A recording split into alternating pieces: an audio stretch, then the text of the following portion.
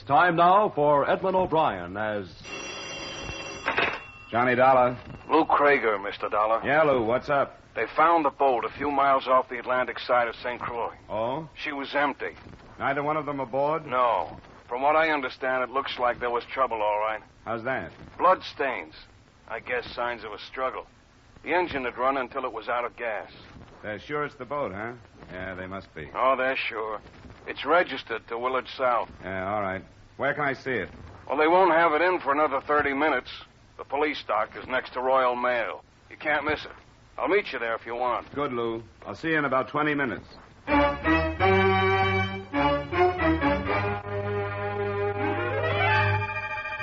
Edmund O'Brien and a transcribed adventure of the man with the action-packed expense account, America's fabulous freelance insurance investigator. Yours truly, Johnny Dollar.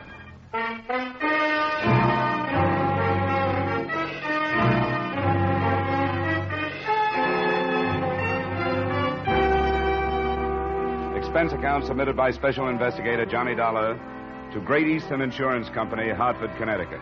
The following is an accounting of expenditures during my investigation of the Willard South matter.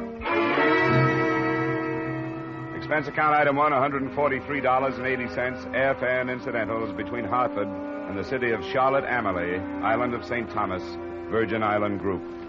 I arrived there 2 days after the disappearance of your policyholders, Willard South and his wife, Georgina, and 1 day after the report had been made by his foster mother. She was too upset to be questioned, but I did find a local guide and boat owner who claimed to know the boating habits of Willard South through a number of fishing trips. I made arrangements with him to start my own search the next morning, but it was this guide, Lou Krager, who phoned that second evening to tell me that South's cruiser had been found, empty.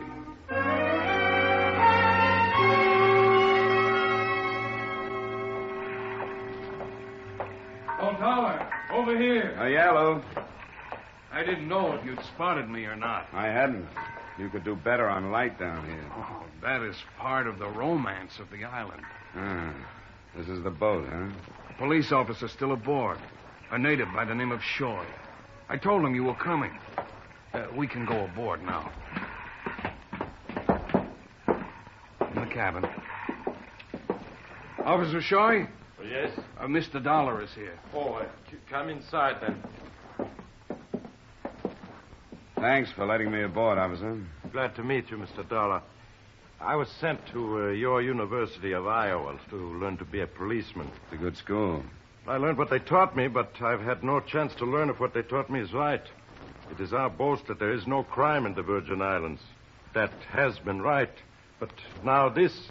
Well, it happens in the best of circles sooner or later. What do you make of it? Oh, let me show you with my light. You're near the wheel, see? Is the bullet still in the wood? Yes. I will take out the piece of the panel with a saw and take the bullet from that. This bloodstain under the wheel. Are there more like it? This is the large one. As if somebody fell there. As if somebody fell there. There are more here and more in the passageway than on the deck.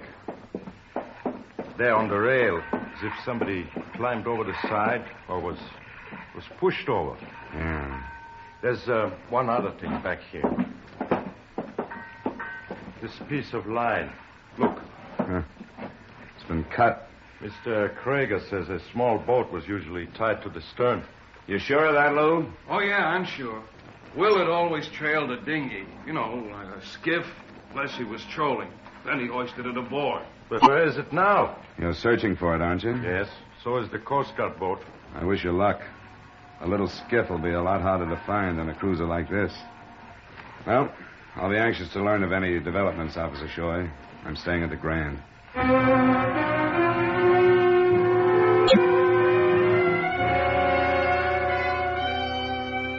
Nothing had developed by noon the next day.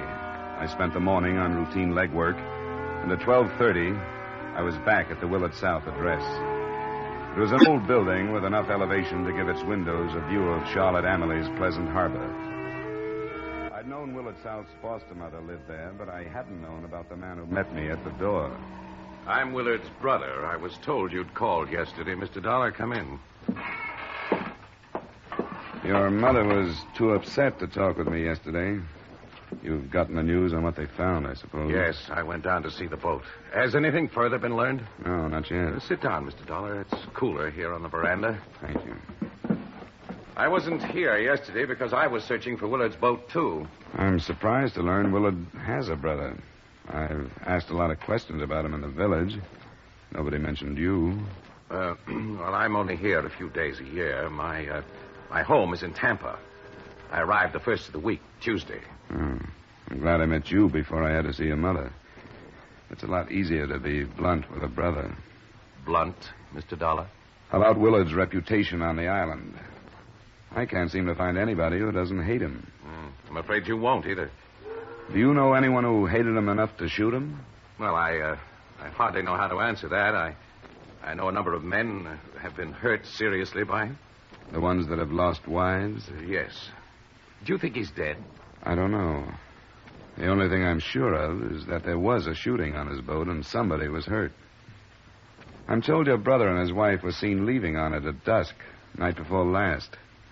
Is that right? Yes. They'd packed an evening meal. Meal had never been eaten.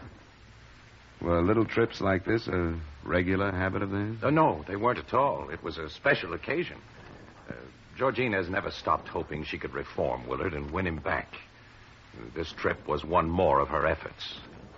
Did they say where they were going? No, but I thought it would be Coombra. That's an island about 20 miles from here in a westerly direction. Mother said they started that way, but the boat was found almost 40 miles in the other direction. It's a matter of 60 miles. Yes, 60 miles. Mr. Dollar, what could have happened in those 60 miles? I don't know yet, but I hope to find out. You knew about the skiff being cut loose. Yes, they told me, but... Paul, dear. Yes, Mother. Who's with you? Is there any news? Nothing yet. Mother, this is Mr. Dollar from the insurance company. How do you do, Mr. Dollar? Mrs. South, I'm sorry I have to meet you at a time like this. A great many crises in the past 10 years have revolved around my son, Willard. I've conditioned myself to expect them. Even his death by violence, if that should be. Mother, please. But if harm has come to Georgina... There's no evidence of that, Mrs. South. Well, if it does, I shall hold myself responsible. Mother. Because I allowed her to become the wife of the beast I have called my son.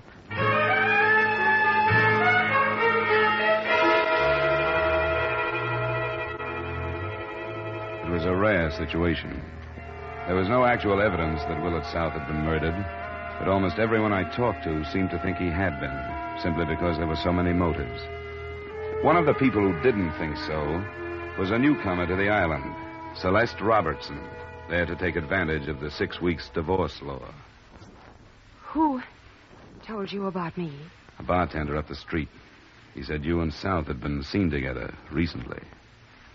Yes, I know him.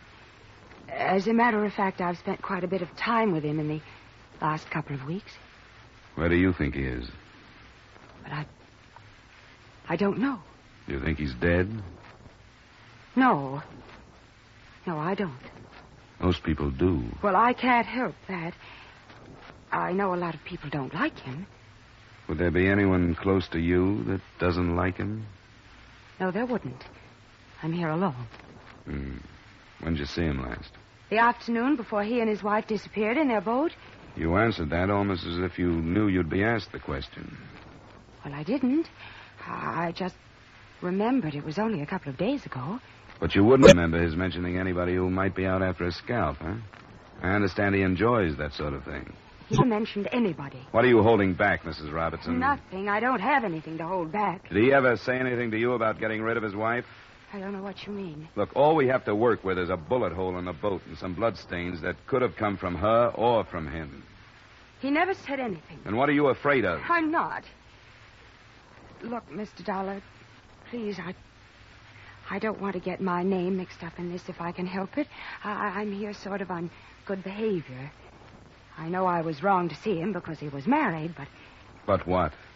Just because I did see him, I don't think I have to get mixed up in things like shooting. Something I don't know about at all. I guess you can't be blamed for that. You don't have to get mixed up in it. Unless you already are.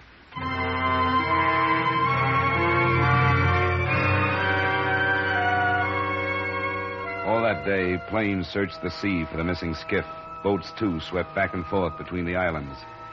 It wouldn't seem possible that anything they missed would ever be found. But it was.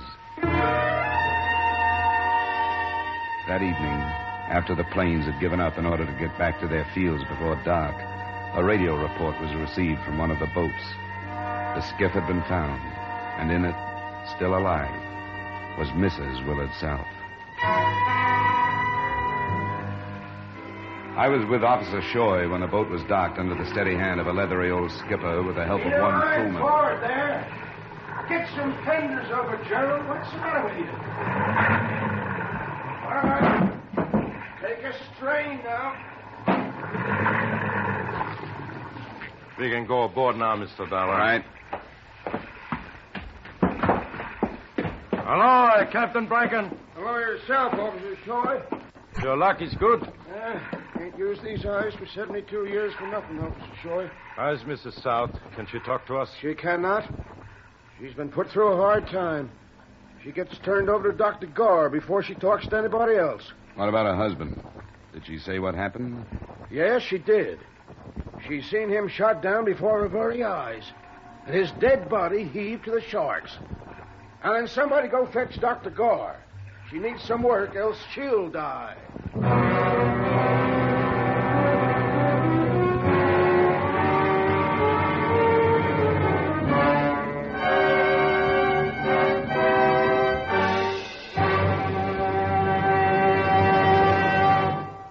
We'll return you to the second act of Yours Truly, Johnny Dollar, in just a moment. Have you heard the new Sing It Again? The new comedy of Jan Murray, your host, on that coast-to-coast phone? The new cash prizes for cracking the mystery of Sing It Again's phantom voice? The new speed and color of the tuneful little riddle songs that make Sing It Again a Saturday night must for radio listening? You'll like the new Sing It Again. Be listening for it tonight on most of these same CBS stations. Now with our star, Edmund O'Brien, we return you to the second act of Yours Truly, Johnny Dollar.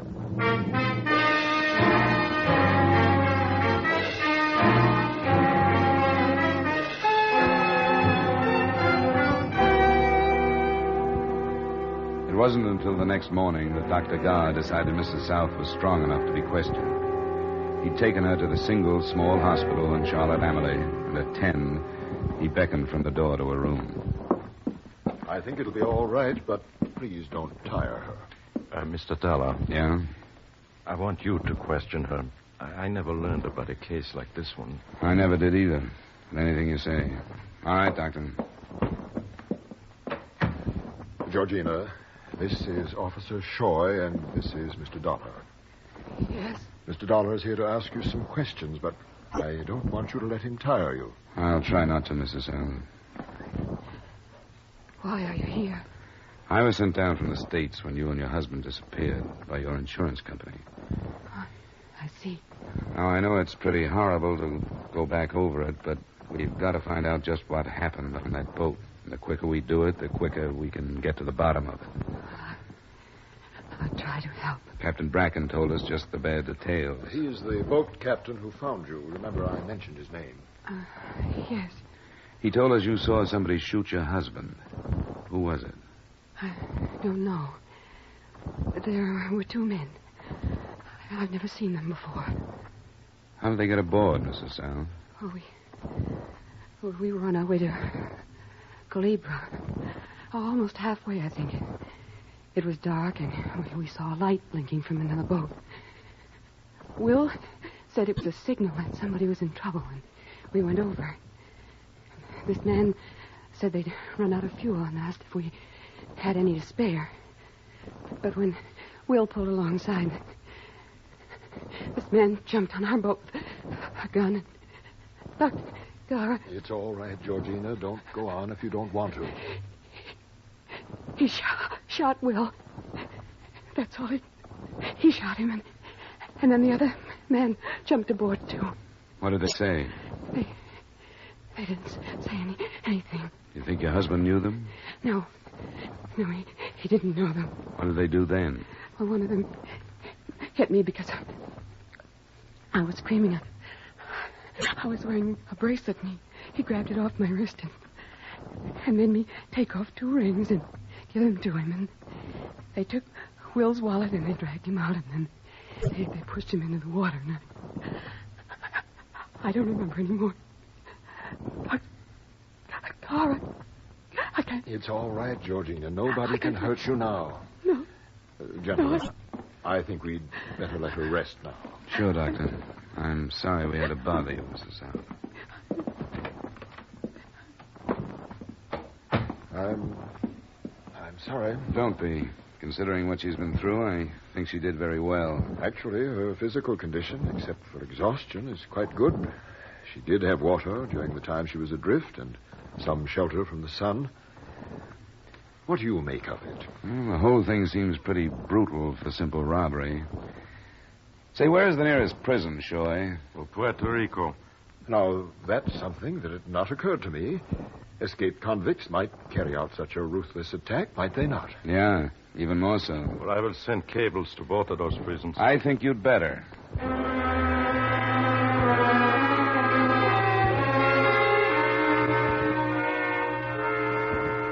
It was little enough to go on, but it was obviously useless to try to get any more information from Mrs. South then. Dr. Guy had every right to insist that we leave his patient alone. Officer Shoy went to his headquarters to cable his questions, and I went back to the waterfront. The skiff was still on the dock, but before I even got to it, I was hailed. Hey, you there. Whatever your name is. How are you, Captain Bracken? Oh, how's the invalid? Have you heard? Yeah, I just left her. She'll be okay. Yeah, lots of spunk, that one. What are your figures behind it? Well, she wasn't strong enough to tell us much. But Officer Shoy is checking the possibility that those 2 men she talks about might be escaped convicts. Say, they might have been. Well, I can't see anybody like that leaving her alive to talk about it. Yeah, no matter how low they get, there's them that can't kill a woman, I suppose. What are you doing down here? I want to take a look at that skiff by daylight. The escaped prisoner theory is too long a chance to rest on. It still may have been a local job. No, I hate to see it turn out that way somehow. Why do you say that? Oh, this wants to be a peaceful island. It's the truth. Nobody wasted any affection on Willard. But if it'd been downright fitting if 2 escaped convicts done that devil in.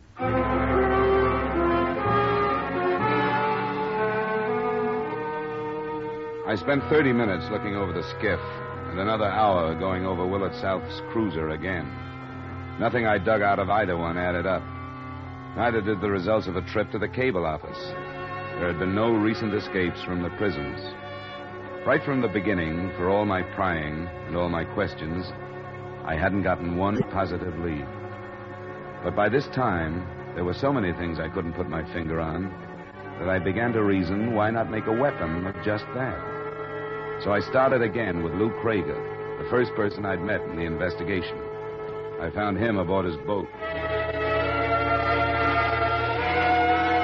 Dollar, what's got into you anyway? I'm sick and tired of the runaround and double talk I've been getting. I don't get it. You will. You were quick to make yourself available to me when I showed up here. Why, Krager? I thought you needed some help. You wanted a boat, I had one. I think you mean somebody else needed help. That piece of line you pointed out to Officer Shoy and me on South's cruiser, the short piece. Who cut it? I don't know. How should I know who cut it? It's one of the things you better get straight. You said it had been used to tow the skiff, but the line of the skiff had not been cut. What does that mean? That you were lying. Now, I'm no sailor, but why cut a line when loosening a couple of half hitches would free the skiff? But it was cut, wasn't it? The line you pointed out was cut, and you made your point that Willard South always trailed the skiff. Why? Because you wanted the search for it to go on, because you knew his wife was alive and would be found in it. I think the tropics have got you, Dollar. You don't think I can break this case down, do you? Because half of the non-tourists on the island are willing to lie to cover up for her. I don't care how noble their loyalty is. This case is going to be broken down. Because there's a reason Coast Guard planes can search for 3 days and not find her, but that night after dark, your friend Bracken can. Her story of the other boat and the 2 men. If the South cruiser had been stolen, the other boat would have been found. How do you know what happened? I know that a doctor will be here in less than 18 hours who will prove that Georgina South did not spend 3 days adrift. Dollar! You don't know what you're talking about. Where are you going? To cable the doctor. Now, wait a minute. You don't know what you're doing, Dollar. I was told what to do when I was sent down here. Leave things as they are, Dollar. Believe me, it's the right thing to do. Not where I come from. Well, I can't let you. Mr. Krieger, I order you to stop. Stop or I have the right. You heard him, Krieger. You heard him. Take it easy. Listen to me, Dollar. Sometimes right, the way you find it in the book, isn't right. Remember that I told you.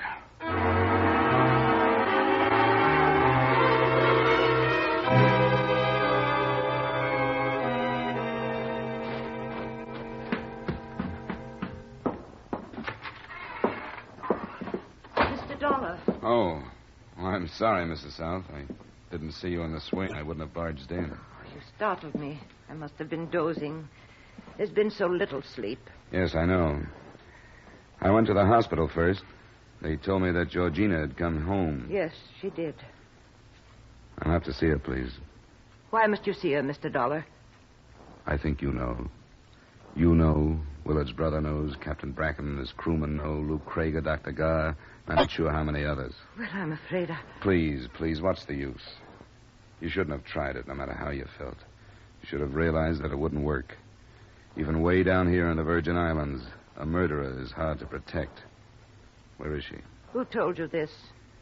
There were too many mistakes. Luke Krieger made the biggest one. Oh, you too are making one, Mr. Dollar. I'm sorry, Mrs. South. Murder is murder. They speak of heredity and environment. Many say that heredity will never be overcome. Others say that environment will win out. But both are right and both are wrong. Mrs. South. My husband and I took our boys from the poorest foundling home we could find. Paul is one of the best. But Willard didn't deserve to live. Mother. He became more bestial every day. He couldn't live any longer. Mother, No more secrets, Georgina, my dear. I must tell Mr. Dollar the truth. It's I who've been hiding behind my friends. I'm the murderer. I killed Willard. I had to before he destroyed us all.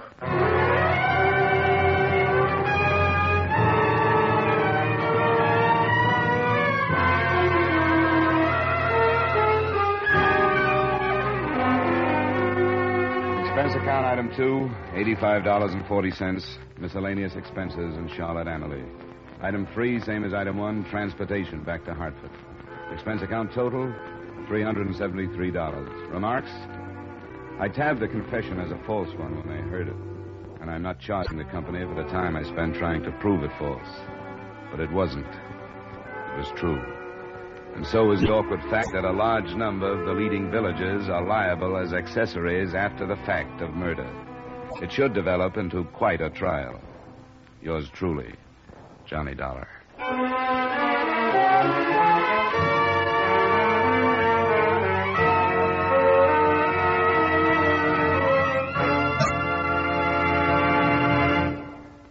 Yours truly, Johnny Dollar, stars Edmund O'Brien in the title role and is written by Gil Dowd with music by Wilbur Hatch. Edmund O'Brien's latest picture is the Paramount Pictures production, The Redhead and the Cowboy. Featured in tonight's cast were Irene Hubbard as Evangela, Jan Miner as Georgina, Gilbert Mack as Lou, Fran Lafferty as Celeste, Ed Latimer as Sam, Maurice Tarplin as Shoy, and Bernard Lindrow as the Doctor.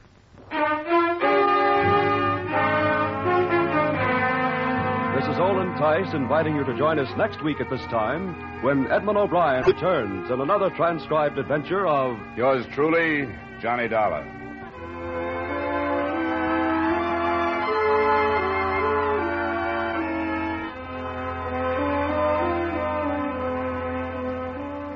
Everybody wants to help America's defense program. And part of everybody's duty is to be extremely careful with the handling of fire. This is especially true in wooded territory, where forest fires can cause terrible losses in valuable natural resources, lives, and manpower. 9 out of every 10 of these disastrous fires can be prevented because they're man-made. Don't leave fire prevention to the other fellow. Only you can prevent forest fires. Stay tuned now for 5 minutes of the latest news.